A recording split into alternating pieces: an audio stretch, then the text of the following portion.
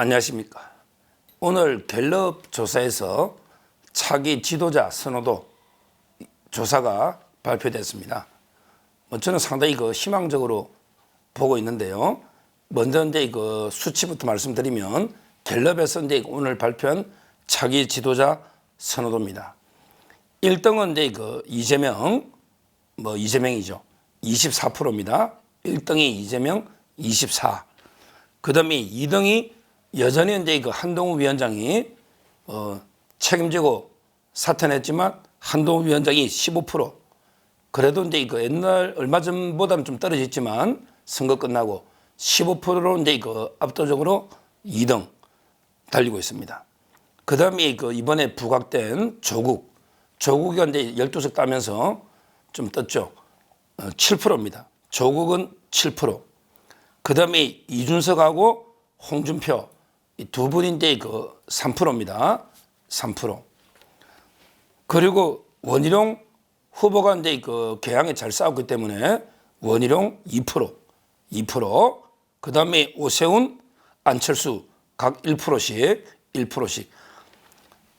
이 조사는 이제 주관식이기 때문에 전체 합은 이제 100이 안 될 수가 있는 거죠.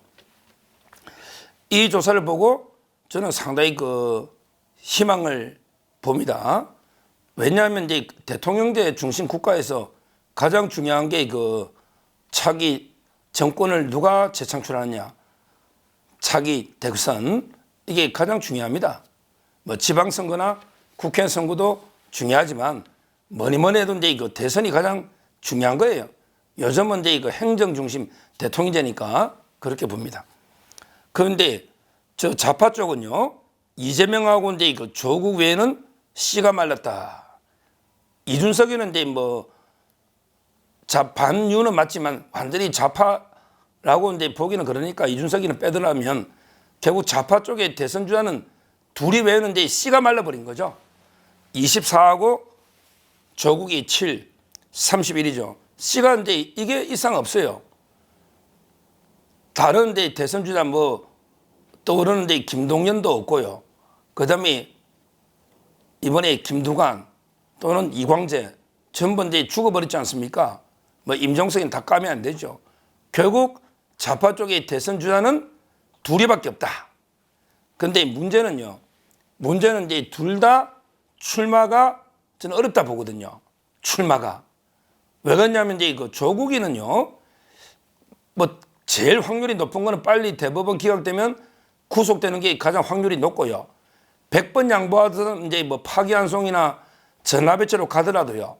어차피 이제 입시 비리만 그거는 이제 못 빠져나가잖아요. 입시 비리는 이미 유죄가 다 확정됐잖아요. 근데 조민이도 1,000만 원 넣었거든요. 따라서 조국이가 구속 전 된다 보지만 100번 1,000번 양보해서 이제 구속이 안 돼도요. 집행유예는 무조건 나오는 거죠. 왜? 입시 비리 때문에. 유재수 감찰 무마가 이제 무죄된다 한들 입시 비리는 이미 유죄가 확정됐잖아요. 이게 벌금 몇백 놀고 이러지는 못하잖아요. 조민이가 벌금 1,000만 원인데 조국이는 이제 어떤 경우에도 무조건 이제 집행유예 이상이 나오면요. 집행유예 기간에 출마 못하고 또 5년간 출마를 못하잖아요. 그렇다면 조국이 대통령 나올 가능성은 제로라 보면 되죠. 윤석열 대통령이 사면 안 해주는 이상은 나올 방법이 없는 거예요. 그럼 조국 7%는 이제 일단 날아갔다. 이래 보면 되는 거죠. 그 다음에 두 번째 이재명인데요. 이재명도 이제 요즘 제가 쭉 취재 들어보면 이재명은 이제 속도 조절한다. 이 말은 이제 절대 윤석열 탄핵이나 임기 단축을 원하지 않는데요. 만약에 윤석열 대통령이 탄핵되거나 임기가 단축되면 그러면 이제 바로 조기 대선이 되면 지금 재판을 몇 개나 받고 있는데 대선 나갈 수가 없잖아요. 대통령이 돼도 재판하러 가야 되거든요. 대통령은 형사소추를 안 하는 형사소추 특권만 있지 재판의 특권은 전혀 없습니다. 따라서 이제 이재명 측은 우리가 재판을 다 리스크를 떨고 3년 뒤에 정상적으로 대선해야 된다. 이렇게 이제 주장하고 있는데 근데 과연 3년 내에 사법 리스크 다 재판을 끝낼 수 있을지 없을지 그것도 의문이 드는데 하여튼 이재명도 아주 어려운 상황이죠. 왜 그러냐면 이제 재판을 빨리 끝내야 되는데 끝내는 게 또 쉽지 않고 끝내면 이게 다 무죄 받는 게 불가능하잖아요. 그러면 이제 재판을 길게 3년 이상 대선 이후로 시간을 끌어야 되는데 그렇게 되면 이제 또 어떻게 됩니까? 재판받는 사람이 어떻게 대통령 되느냐? 매일 그 경호원 대동하고 재판하러 가야 되느냐? 대통령이 현직 대통령이 재판 받는 것도 이게 모양새가 이상하잖아요. 따라서 상당히 그 이재명으로도 아주 이제 곤란한 이런 상황입니다. 그리고 이제 그 공직선거법하고 위정교사가 선고 임박했는데 이것도 이제 아주 부담이 되겠죠. 부담이 될 겁니다. 벌금 100만 원이나 또 이제 집행유예 위정교사 놓으면 이것도 이제 피선거권이 다 없어지고 이번에 배지도 무효가 되는 참 심각한 상황이기 때문에 이재명 측도 고민이 엄청나게 많더라고요. 왜 그러냐면 이게 재판 이게 다 무죄 받는 게 쉬운 게 아니지 않습니까? 검찰도 뭐 있고. 따라서 저는 결국 이재명도 이제 그 사법 처리가 될 것 같아요, 느낌에. 안 될 수가 없잖아요. 수많은 게 그 기소가 돼 있는데 뭐 우리나라 이게 법치가 완전히 무너지고 법원이 없어지지 않는 한은 방법이 없지 않습니까? 그렇다면 이 둘이가 못 논다면 그 다음에 대안이 있나? 없잖아요. 이준석이는 그 야권은 아니거든요. 대안이 없잖아요. 김동연 아무도 없잖아요. 1%도 되는 사람이 없잖아요. 지금 딱 유일하게 두 명이 이재명하고 조국인데 둘 다 사법 처리돼 버리면 후보가 씨가 마른다. 씨가 마른다. 이렇게 봅니다. 물론 이제 김경수나 뭐 그것도 사면 받아야 되겠죠. 김경수나 이런 자도 있긴 있지만 사면이 아직 안 됐잖아요.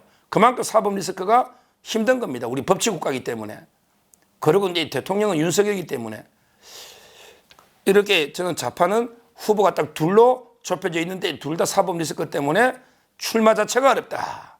이렇게 평가가 되고요. 그런데 우리 우파 쪽은요. 후보는 많습니다. 후보가 많아요. 지금도 이제 이거 한동훈 15% 있죠. 그 다음에 홍준표 시장도 3%, 원희룡도 2%, 오세훈, 안철수 1%. 이게 그 1, 2%가 작은 게 아닙니다. 왜 그러냐면 이제 주관식이기 때문에 국민 100명 중에 하나가 지지해야만 1% 아닙니까? 얼마든지 잠재력이겠죠.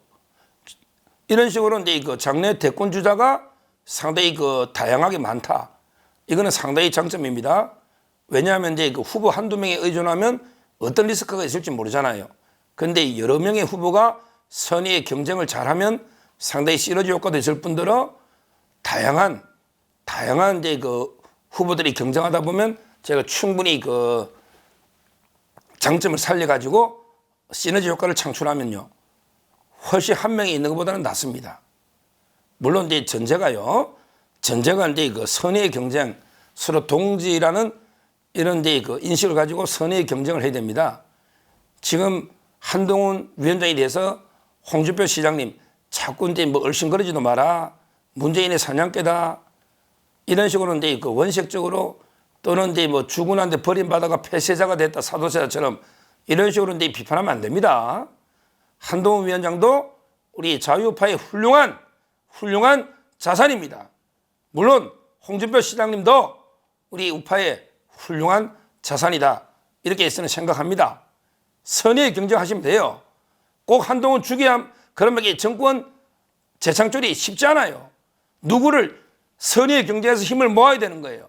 누구 한 명을 죽인 데서 정권 홍준표 시장 대통령이 되는 거 아닙니다. 옛날에 혼자 대통령 후보 나와가지고 문재인한테 압도적인 표차로 졌잖아요. 그게 문제예요. 여러 후보들이 선의의 경쟁하니까 이번에 윤석열 대통령 이재명 꺾었지 않습니까? 꺾었지 않아요. 후보가 많으니까. 그래야 되는 거예요. 홍준표 시장, 한동훈 위원장 선의의 경쟁을 해야 됩니다.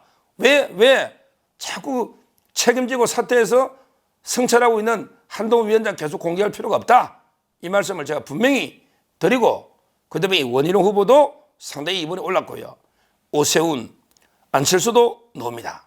여기 또 재밌는 게 유승미가 없죠. 이게 현실 유승미가 1%도 없잖아요.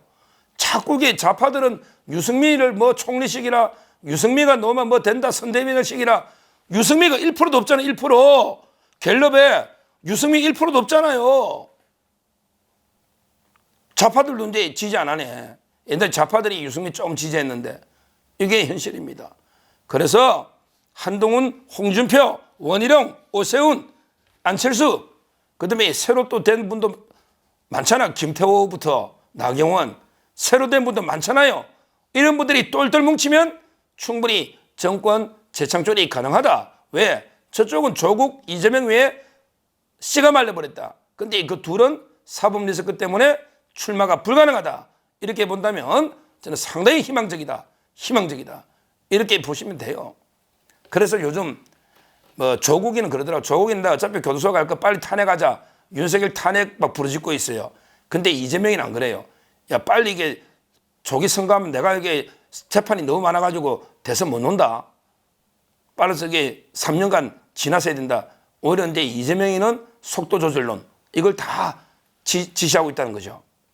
속도 조절. 뭐 저는 이제 임기 단축이나 탄핵 걱정은 전혀 안 합니다. 우리 박근혜 대통령 한번 당했잖아요. 다만 우리 그 우파가 똘똘 뭉쳐야 됩니다. 전제는 똘똘 뭉치면 충분히 이재명 조국이 잡을 수 있다. 이게 이번에 갤럽이 보여주는 아주 희망적인 여론조사다.